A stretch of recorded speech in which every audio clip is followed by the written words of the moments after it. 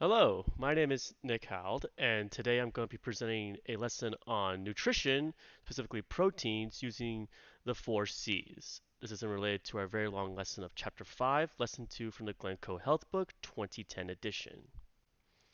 Uh, as for today, you'll be able to describe the differences between complete and incomplete proteins and be able to identify the foods in each category by using the four C's.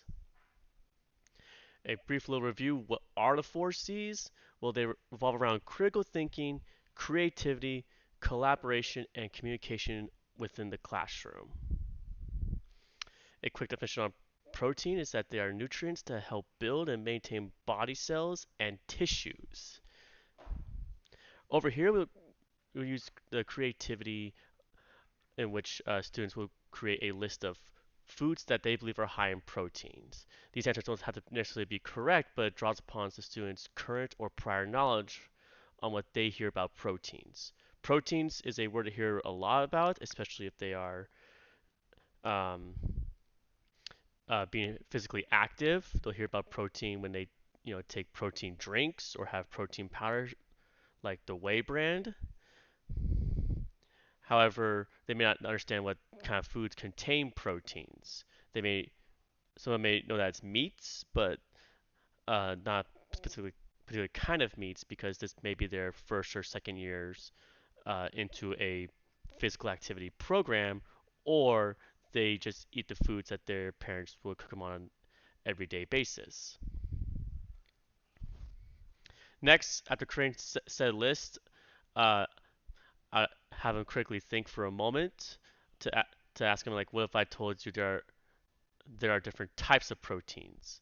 In this case, I would ask them, how many types of proteins they think they are. They would show me with a set of hands, one, two, three, four, or more, and what they think. And this can leave them a little bit perplexed. They'll be, thinking for a few moments, and they may have their hands half raised with the answer they may believe is right or wrong, not so much confident in their answers. And then I would reveal the answers of, that there are actually two with complete and incomplete proteins. The difference being that complete proteins contain all nine adequate amounts of essential amino acids, where incomplete lacks one or more of these. This is the key difference that the students will need to remember uh, when a formative or a summative test comes up. That's why it falls under, critically thinking, because there are easily two different types of proteins they have to remember.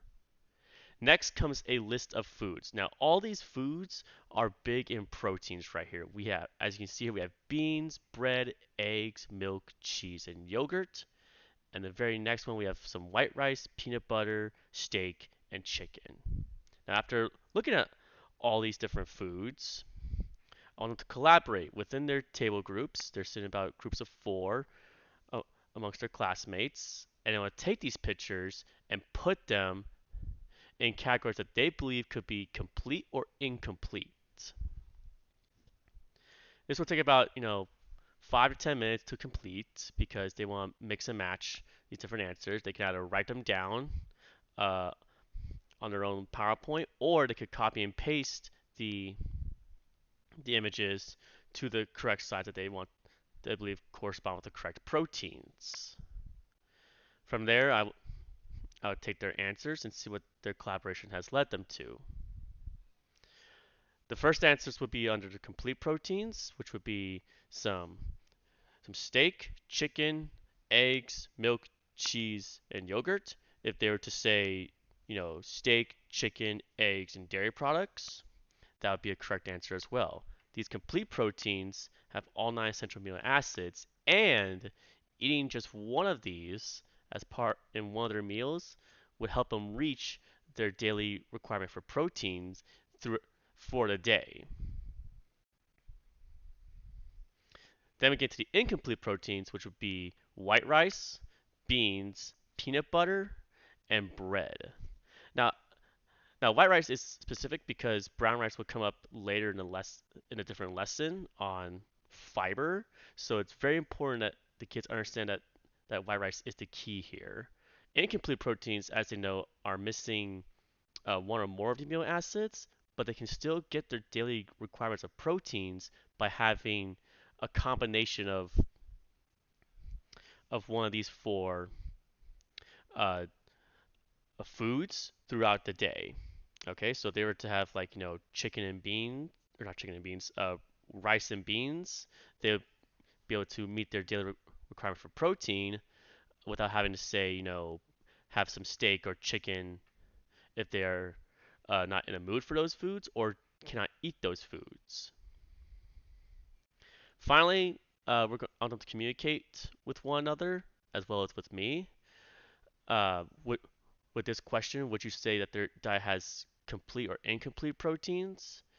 By communicating with each other, they can, look at their own diets for a second and realize, you know, are they more of complete or incomplete by simply raising their hands with a one or two? And they can see by typing like the number on the PowerPoint here that they can see with their fellow classmates. Oh, some of these people may have a similar diet as to me. Perhaps they can collaborate with one another, communicate with each other some ideas of like ways to like get their protein in for a day, or maybe come up with some do some research and come up with some alternatives. And that concludes right there the lesson on proteins. I want to thank you all so much for watching. If you have any feedback, please leave in the comments down below. And you have a great rest of your day.